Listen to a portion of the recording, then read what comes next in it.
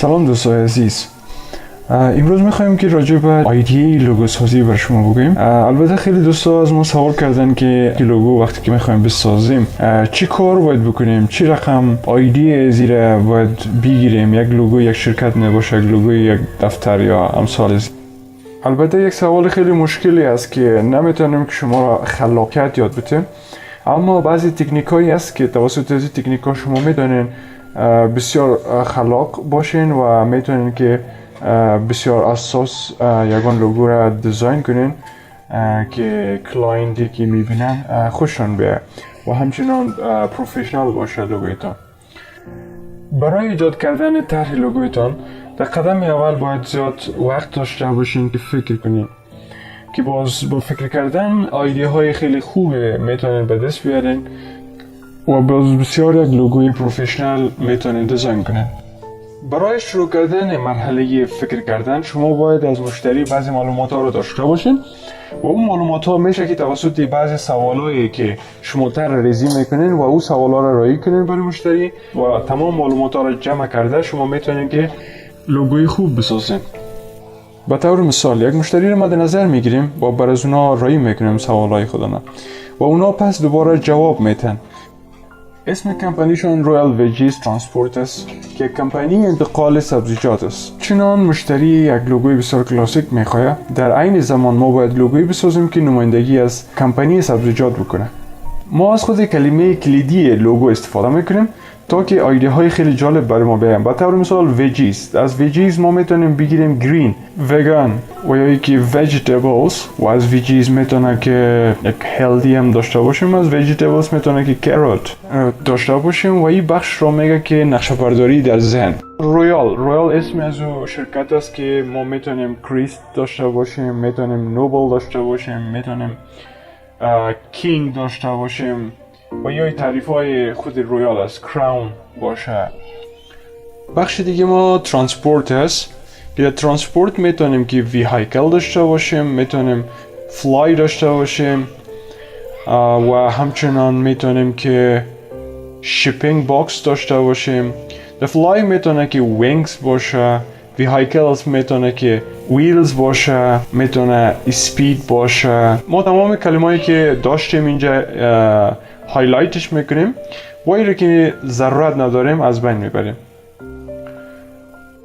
بعد از عرصه لیستی که ما اینجا داریم یک حروفایش میگیریم.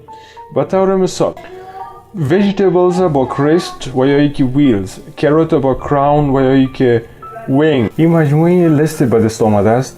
حالا میریم که توسط این لیست ما یک دیزاین خودمون تکمیل کنیم. بعد از اینکه کلمه به دست آمده توسط همون کلمه ما میتونیم در اینترنت سرچ کنیم عکسایی که باعث رفرنس که از اون بتونیم استفاده کنیم او را در جستجویش میباشیم و دانلود میکنیم و باز همچنان لوگوهایی که مشابه به لوگوهای به نام رویال باشه او را میپالیم و او را میتونیم که دانلود کنیم و یک بورد جور میکنیم که توسط از اون بورد ای بر ما ایده های مختلف بر ما میده. مثلا از لوگوهای مختلف ما میبینیم کامبینیشن از چند تایش میتونیم یک ایده های خیلی خوب داشته باشیم و همچنان مثلا زردک یا یک کاروت ما از این گرفتیم یک رفرنس پیدا میکنیم و او را میتونیم دانلودش کنیم. و بخش دیگهش کراون هم ما میگیریم او را سرچ میکنیم از عرصه کلمات یک ریسرچ خود ما داشته باشیم. یه مو دانلودینگ ریسرچ ماست که تمام موادایی که ما را کمک میکنه برای ساختن پروژه ما در اینجا یک جای ساختیم اونا را. حالا وقت ازی رسیده که ما رسامی خودمون رو شروع کنیم. نظر به مو رفرنسی که ما داریم یا رسامی میکنیم. البته میتونیم که بگوییم که کلگی میتونه رسامی کنه.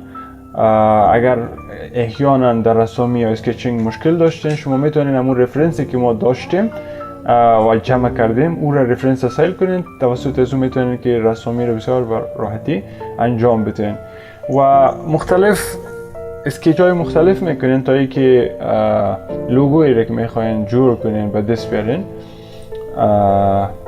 خب ما جور میکنیم به این طریق از زردک گرفتیم ما 3 بخش جور کردیم، از کراون همچنان و همچنان از فلای ما میگیریم یک چیزی جور میکنیم که یک از اینا رو باز ما بتونیم برای لوگوی خودمون استفاده کنیم.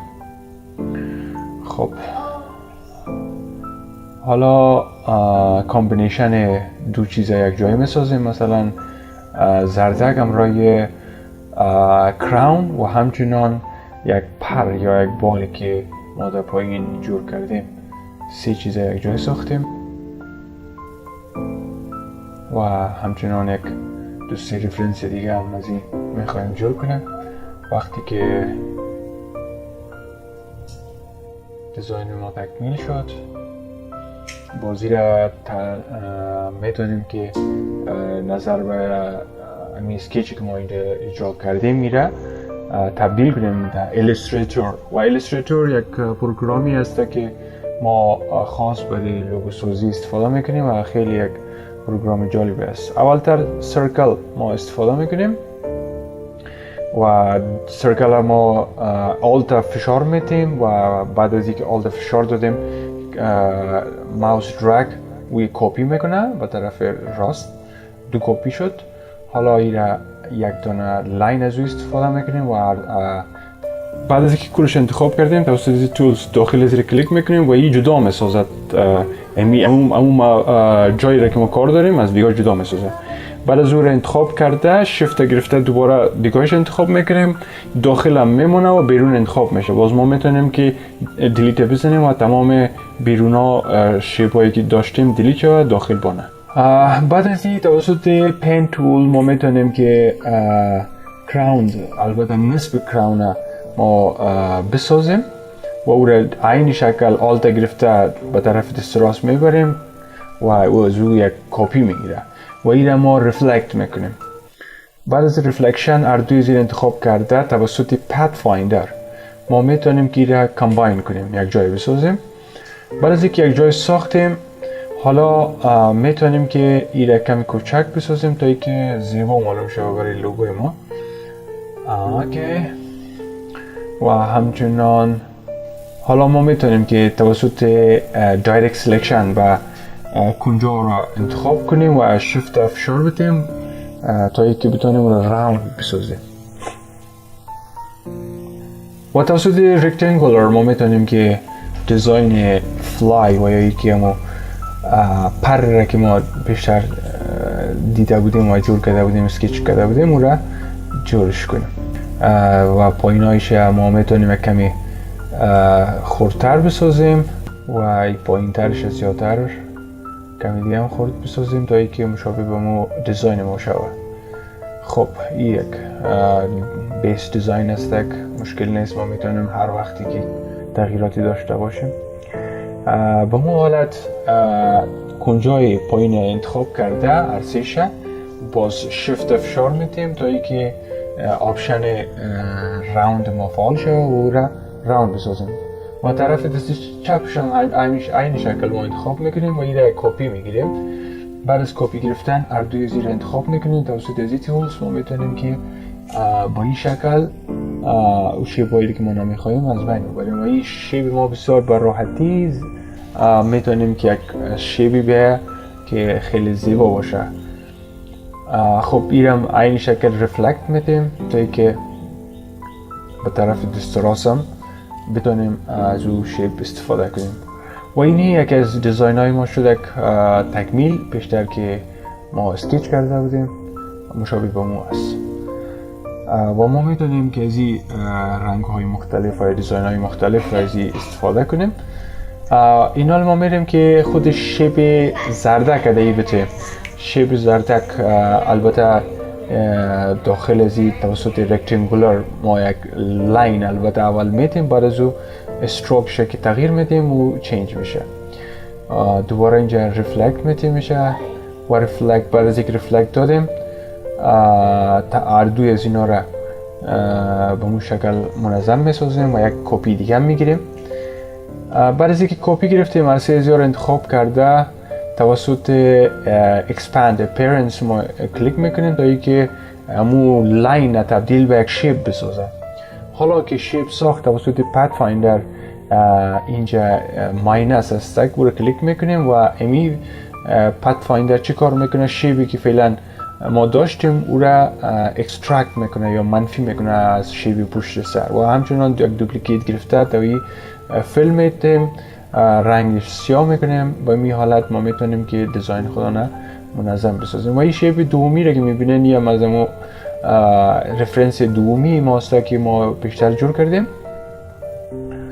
شما میتونین که به این شیوه هم ایره بسازین. شما میتونین که لوگوهای مختلف بسازین برای کمپانی های مختلف توسط امی متدی که امروز گفتیم برای شما میتونین استفاده کنین. و همچنان یادتان نره که سابسکرایب کنین چینل ما را. اگر کدام جای سوال داشتین یا کدام جایی بر شما واضح نبود میتونین که کامنت بتین تا اینکه در توتوریال های بعدی ما بر شما او را واضح بسازیم.